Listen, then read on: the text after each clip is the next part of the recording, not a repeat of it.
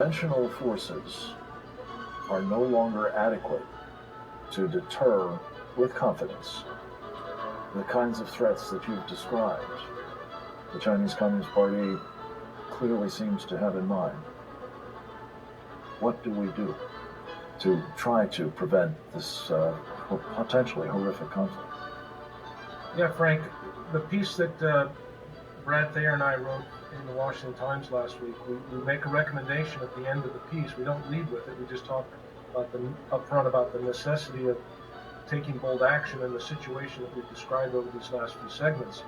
And our recommendation is that we have to do something dramatic, and that would be to take out some of the B-61 gravitational thermonuclear bombs that we have throughout Europe in the NATO theater. And there's not too many of them. There's a couple hundred of them. But if we were to take some number of those and bring them back into the Pacific theater and into Taiwan, and to station them in Taiwan, that may be a way to cause Beijing to go back to the drawing board. Now, it's very hard for me to even make that recommendation in the course of my life and my professional life.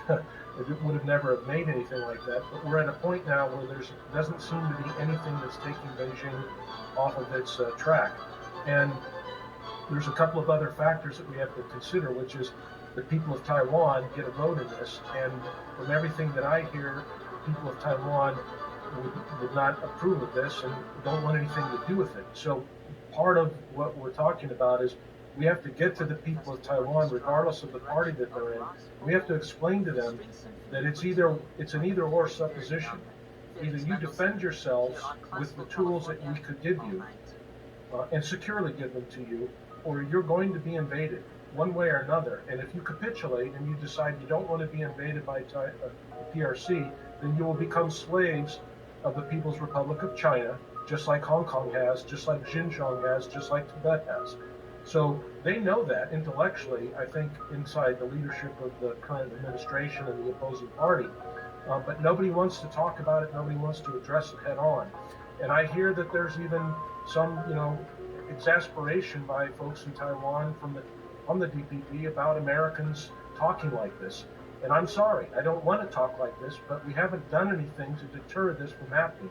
And so if you, Taiwan, to think that having these weapons on your territory would incite an invasion, well, then we just have a difference, and you can go about your business because you will be invaded, in my opinion.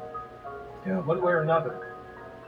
Jim, I talked a little bit about this with Brad earlier in the week, and one of the things that I guess you've just sort of helped clarify is you're talking about these bombs, and with all of their limitations, they've got to get a plane over the target to drop them, and that in China is going to be a challenge, obviously.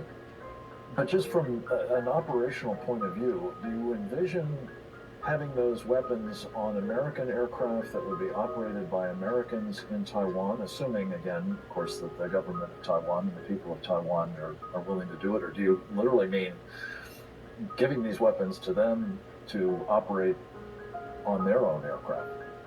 Well, I think right now, because they're in our system and there's not enough time to train up somebody to maintain all these, we need to just maintain the control of them that we've had.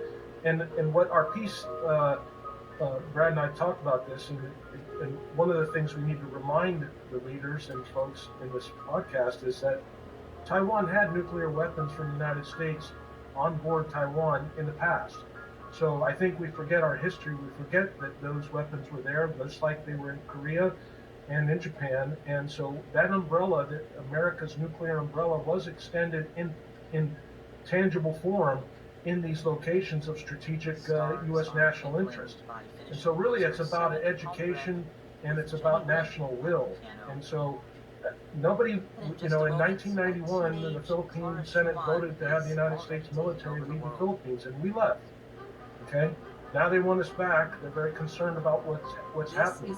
And buyer beware, buyer's remorse, I guess, is the real concern here. And that Taiwan needs to think about this, is that it's not about peace through strength, it's not provoking China. Doing nothing is provoking China. Sitting back and not deterring them is a provocation to them.